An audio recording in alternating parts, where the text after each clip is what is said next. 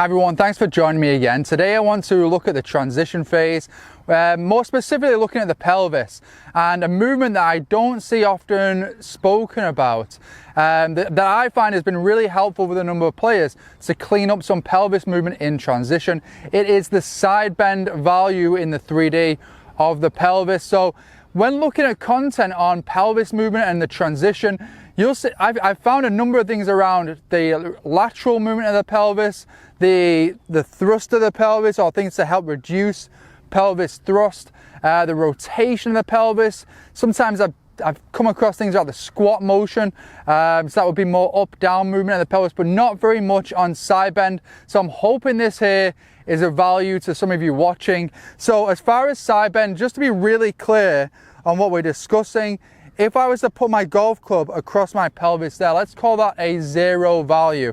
As I move into backswing, we're going to get that right hip, or the trail hip I should say, higher than the lead hip. So that's moving into trail side bend of the pelvis.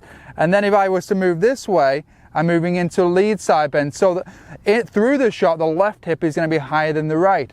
I found this to be just really helpful because if I just put up a graph here, what you'll notice in transition, and this is the topic for today's video, is that from top of backswing, in that initial phase of transition, when the pelvis would move earlier than the upper segments, the trail side bend, or that right, the golf club here, that right hip or that trail hip, will start working immediately down. So it's working now slowly down and then working into lead side bend where that lead hip is getting higher than the trail hip. Okay, now in a lot of cases when I see players struggle with too much lateral motion or even thrust of the pelvis, that doesn't really happen very well. Okay, so that's why this is a graph that I'll particularly pay attention to when looking at a player's transition. How is that trail hip working in that first phase of the downswing? Okay, so first step for players to work on this would be to simply get into your setup posture like I did and just work on, can you get that trail hip? Put the attention on that trail hip work immediately down in the first few stages of the downswing. Okay, so that would be step one, working on having the freedom, the range, the strength to be able to do that in your body. Really helpful actually. If you move too laterally in the swing, often I'll see this pattern with players is they'll get to the top and then they'll move too much laterally. That's the one that we see a lot of content out there with players. Oh, you have to move lateral in the transition phase there. From what I've seen and from looking at the 3D very, very regularly, is that yes, there'll be lateral, but for me, you're going to see the lateral really peak from about here into the shot.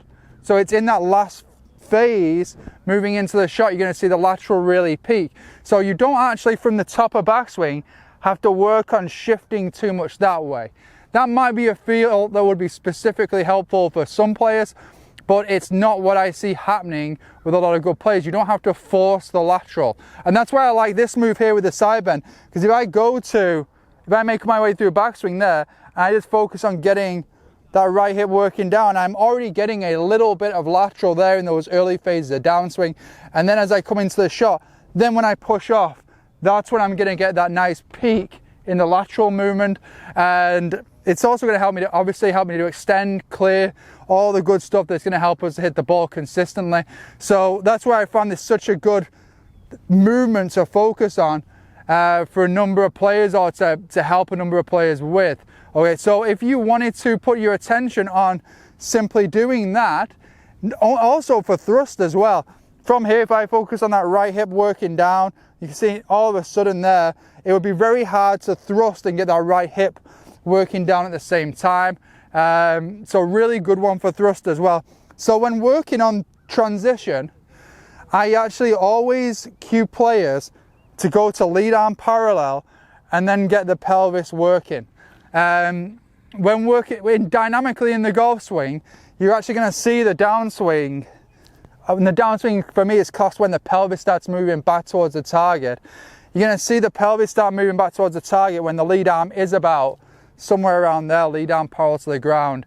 For many amateurs actually, it can sometimes get very late. So that's why I like to cue it here. So we can go to this position here, push that trail hip down, and that's a nice, simple way that you could start your transition into the move down.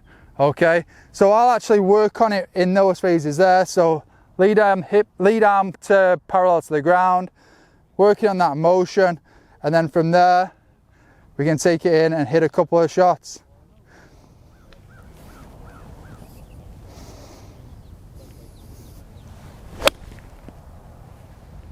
So there you have it. That's how we could put our attention on the side bend of the pelvis, more specifically how we're moving around that trail hip in the early phases of transition to improve our overall transition. If you're enjoying the videos, if you're enjoying the content, please remember to go and hit subscribe. Also go to ianmellogolf.com and sign up for the newsletter.